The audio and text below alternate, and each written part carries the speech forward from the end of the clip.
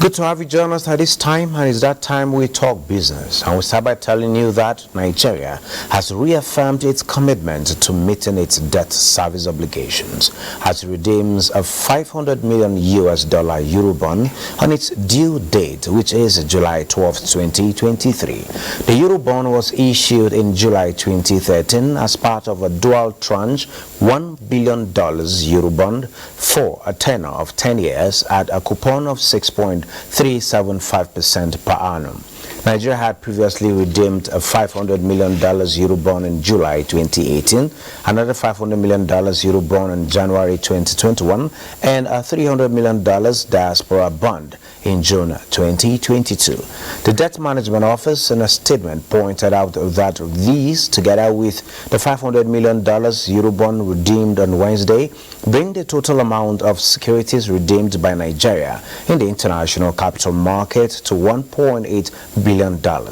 Nigeria's successful redemption of its Eurobonds and diaspora bond in the ICM in the past 6 years, the DMO says, is a demonstration of its strong debt management operations and planning.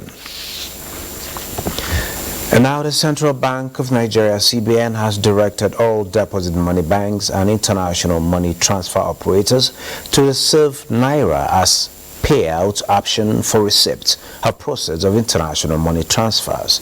The circular by the Director of Trade and Exchange Department indicates that all recipients of diaspora remittances through the CBN-approved international monetary transfer operators shall henceforth have the option of receiving Naira payment in addition to the US dollars and e-Naira as payment options. The circular also says international money transfer operators are required to pay out the proceeds using the investors and exporters window rate as anchor rate on the day of transaction. Nigerians seeking palliatives for fuel subsidy removal may soon have the cause to smile, as the House of Representatives has received a request from President Bola Ahmed Tinubu proposing an amendment to spend 500 billion naira from the 2022 Supplementary Appropriation Act. A precedent in a letter to the House of Representatives read at Wednesday's plenary by Speaker Tajuddin Abbas is seeking approval of the Green Chamber to use the requested funds for the provision of palliatives to cushion the effects of fuel subsidy removal on Nigerians. National Assembly correspondent Metaire Ikpen reports. The President's request for approval of funds to provide palliatives is coming amidst growing advocacy to ameliorate the effect of fuel subsidy removal on Nigerians. The request has become necessary in order to, among other things, source for funds necessary to provide palliatives to mitigate the effect of the recent removal of fuel subsidy on Nigerians. Thus, the sum of 500 billion naira only has been extracted from the 2022 supplement of 819 billion 536 million 937,815 naira only. The Speaker slated Thursday's plenary for consideration of the President's request. There were separate motions urging the House to beam its searchlight on the Nigerian Maritime Administration and Safety Agency, NIMASA, as well as crude oil theft in the country. The need to investigate alleged fictitious contract awards, gross mismanagement of billions of naira, and lopsided placement of directors by the Nigerian Maritime Administration and Safety Agency, NIMASA. In just 2021 alone, Nigeria lost over $4 billion to oil theft at the rate of 200,000 barrels per day. The validity period of JAMB results was also in focus to address the backlog of candidates seeking admission into tertiary institutions. To urge the Joint Admissions and Matriculation Board to rethink and allow its results to be valid for 3 years. The House has also resolved to intervene and prevent the plan by Nigeria's Super Falcons to boycott the 2023 Women's World Cup. Urge the Nigerian Football Federation to pay previous match bonuses and allowances owed the Super Falcons. To invite the Football Federation and the relevant stakeholders to appear before an ad hoc committee set up in the next legislative day, which is tomorrow, due to the urgency of the football tournament, which starts on the 20th of this month. 34 bills passed first reading at Wednesday's plenary, including the Companies and Allied Matters Act Amendment Bill 2023 and the National Ecological Fund Management Agency Establishment Bill 2023. From the National Assembly, Mitaire Ikben. Nigeria's total capital importation stood at $1.132 billion in the first quarter of 2023, representing a 6.78% increase from $1.06 billion recorded in the previous quarter, that is quarter 4 2022. It, however, indicates a 28% decrease when compared to $1.57 billion recorded in quarter 1 2022. According to the Nigeria Bureau of Statistics recent report, the largest capital importation during the period was received from portfolio investment, which accounted for 57.32%, approximately $649 million. Total capital imported in quarter 1 2023. This was followed by other investment with 38.31%, equivalent to $435.76 million, and foreign direct investment with 4.20%, amounting to $47 million. Disaggregated by sectors, capital importation into the banking sector recorded the highest inflow of $304 million, representing 26.89% of total capital imported into the period, followed by capital imported into the production sector valued at $256.12 million, and its services with $216 million, which is a 19.8% increase. And now to discuss more on trade and capital importation is Mr. Collins Nwosu. He is the Trade Ambassador, International Trade Facilitation Association. Mr. Nwosu, you're welcome to Business Express. Thank you, Benny. Great. Let's begin by you telling us how would this administration's Forex unification and subsidy removal aid trade? We're talking about trade and capital importation. With these reforms that has begun with the present administration, where is the way to go? Benny, that's a very significant question. You're not the only person asking. Nigerians really want to know what is the future, or what does the future hold with the removal of subsidy. Clearly, the one that is at the front burner is that it will save us money. So subsidy removal saves us money. Expenses that were going into subsidizing certain activities. But the major thing is, with removal of subsidy and us allowing the naira to float, what we expect is that the market itself will determine how the value of the naira. Then we would expect to see certain stability in naira values. We expect that stability should trigger the international market, should trigger investors to begin to move their money towards this economy. That's the first thing that we should expect. What it also implies is that not just you expect that those who are in industry, those who are in businesses, especially the SMEs, should begin to position to take advantage of what is coming. It may look like it's a tight cash crunch initially, but basically what it is that it's a call to rise to the occasion and position, because capital flows towards where the investors know that they're going to receive a return for their capital. Okay, great. And now talking about floating the naira, we are looking at a situation whereby we should have enough dollar supply into the market so that it could possibly crash the value of the dollar against the naira. How do you see trade taking a position of more like non-oil exports taking the place of oil as a mainstay of the economy? Is that a possibility now or much more later into the future? I would like to approach it this way. I do not see oil as becoming irrelevant. Oil will continue to play a major role in the economy of Nigeria, especially when it comes to dollar importation, or petrodollars as we refer to it. In Nigeria, we've put a lot of infrastructure in place with regards to that sector, so it's not going to disappear. It will still play a role. What we expect to see is that other sectors like the non-oil sector will begin to rise and begin to play a higher role in trade sector. So agriculture will begin to play a higher role. Services, as we already see, even in terms of capital importation, amounted for almost 200 billion of the next to the banks. You know, we had IT services accounting for a lot of the funds that came in terms of this quarter's capital import. So we would have the rise. Non-oil export will play a role, not as quickly.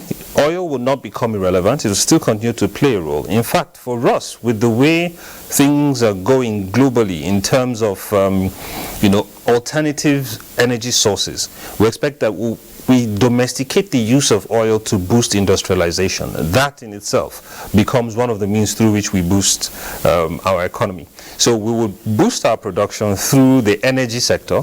The energy sector is, of course, going to help industrialization as it has done over decades. This is not going to change. So oil is not going to disappear. Rather, I see oil as, the projection is that the oil sector, the energy sector, is going to boost the non-oil export in many, many ways. Okay, great. Nigeria is looking to start trading in the African continental market, and looking back home, there are some challenges that need to be surmounted before we get to play the big brother role in this market. Talking about the production sector, how ready are we? We're talking about capital importation. Are we also talking about technology importation for us to be well positioned to take over this market? What else do we need to play the big brother role on this continental market?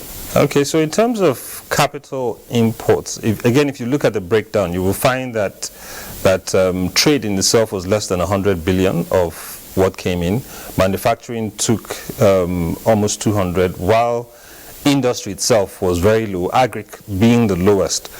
What that tells me is that there's a lot of work to be done in these areas. Let's look at the mind of an average investor. If I'm going to put money into a system, the simple question is, what return will I get? How secure is my return? And how quickly will I get the return back? Those are the things that determine where I move my capital to. And that's what determines how most investors will think.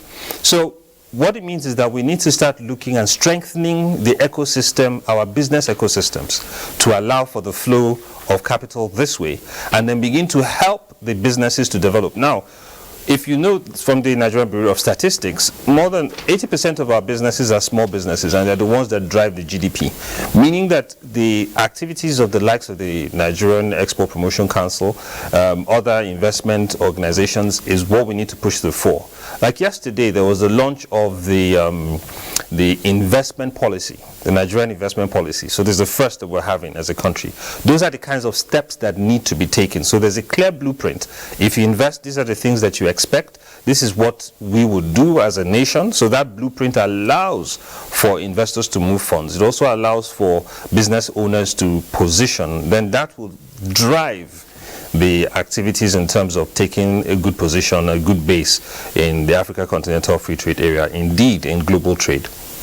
Okay, talking about the significance of that event that took place yesterday at the NEPC, talking about unveiling the investment policy as well as the trade policy, particularly for the trade policy. This is the first time we're having this in Nigeria. After this, what next? What do we need to put on ground to ensure that this is not just a policy on paper, but we see it in the marketplace?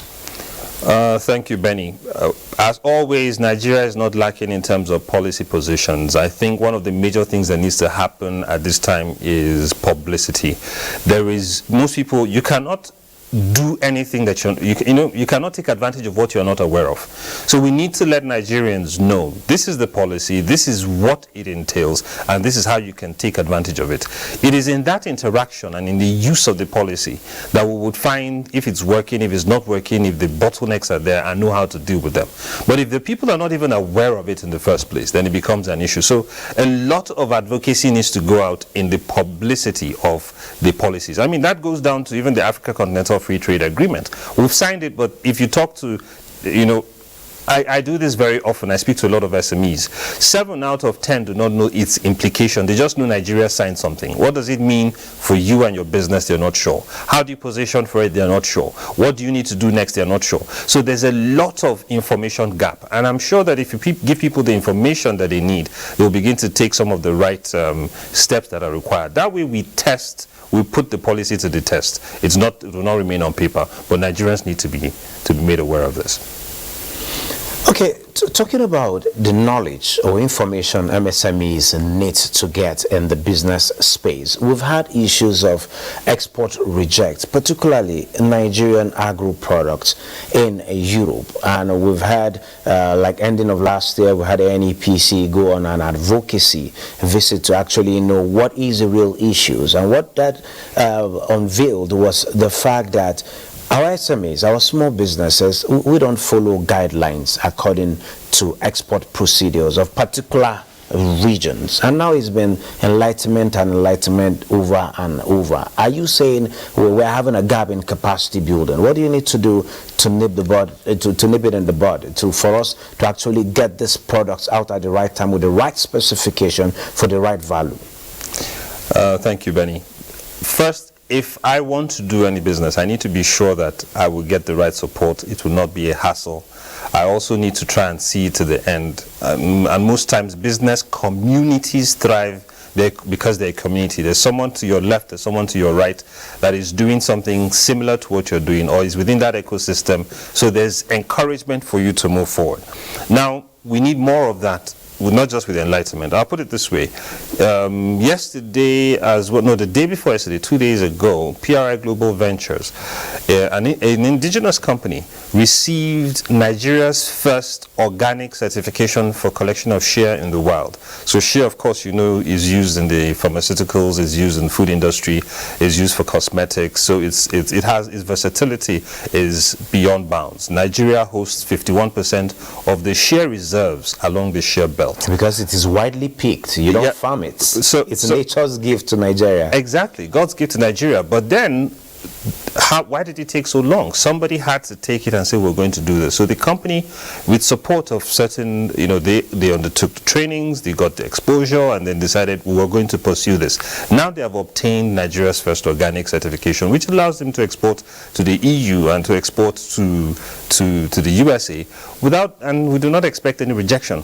Now, I also know that the Nigeria Export Promotion Council has trained at the very least 200 exporters in certain standards. So as they get trained in these standards and implement the standards, what we expect to see is a reduction in the rejection of our exports. It will interest you to note when you look at the capital importation also that over 600 billion of that money is coming from the United Kingdom. We have Singapore, we have United Kingdom, not so much coming from the United States right now, but that shows that something is happening. So the advocacy is working. The thing is, the Nigeria Export Promotion Council was set up at about the same time with the Nigerian, with the NMPC. What we've seen is what you give attention to grows.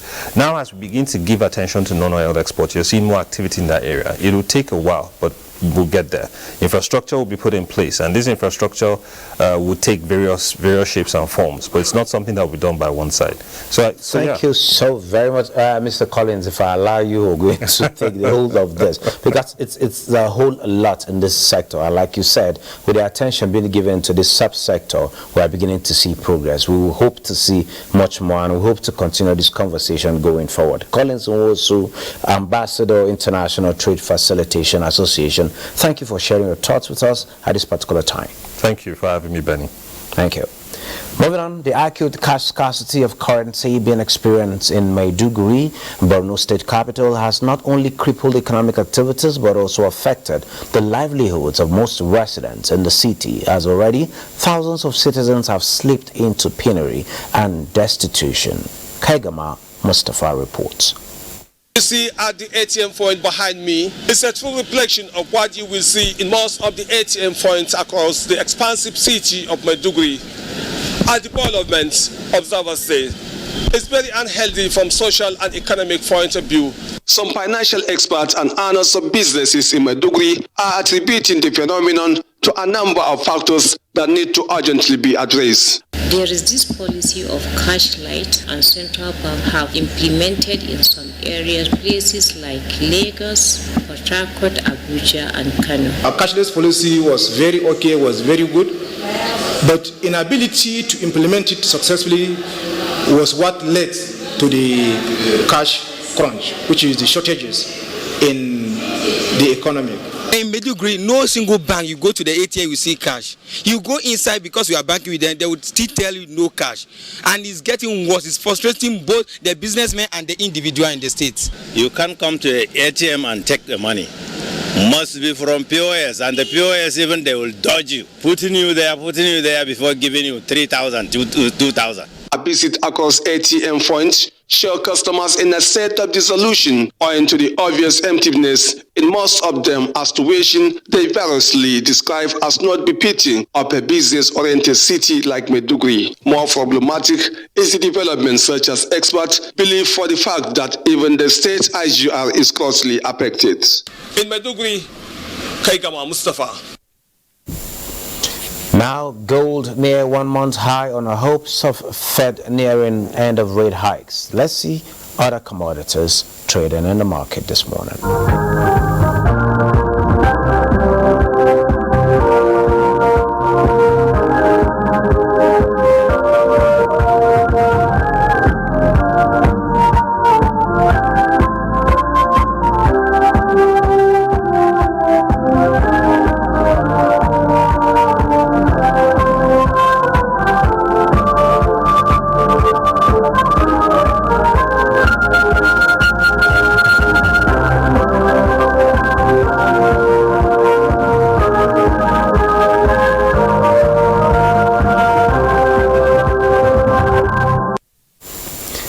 Prices rose in early Asian trade on Thursday as U.S. inflation and economic data sparked hopes the Federal Reserve may have fewer interest rate hikes in store for the world's biggest economy. Brent crude futures rose 6 cents to $80.17 per barrel, and U.S. West Texas Intermediate crude futures were up 4 cents, $75.79. And taking a look at the markets, the equities market closed Wednesday trading in negative territory, reversing gains recorded at the previous session. The oil share index shed 2.47% to close 64,046.93 basis points. 1.16 billion securities worth 12.6 billion naira exchange hands in 13,751 deals. Equity capitalization decreased to 34.8 trillion naira. And taking a look at the global market, Europe stocks higher after fall in U.S. inflation. UK economy contracted in May. Let's join Nneka Oko for more update.